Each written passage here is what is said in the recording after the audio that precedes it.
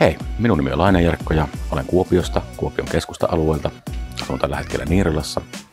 Olen koko ikäni käytännössä viettänyt tässä Kuopiossa ja Kuopion lähiympäristössä. Syntyjä olen Siilinjärveltä ja kesäni viettänyt tuolla Siilinjärven Pörjellä. Ihmiset ja varsinkin savolaisuus. Lapsuuden kesiä. Väinöläniemi ja Valkeasenlampi. Myö. On ollut kahtavaille melkein kaikissa Suomen varuskunnissa. Melkein kaikki entiset poliitikot. Ihmisiä.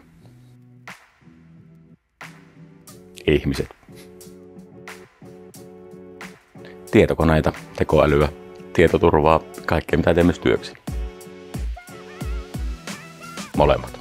Ja ehkä myös kani ja poni ja kaikkia muita jänniä eläimiä. Voi, niitä on monta. Välillä toimii latinobiisit ja välillä toimii sitten vähän kovempi rokki. Se on hyvä.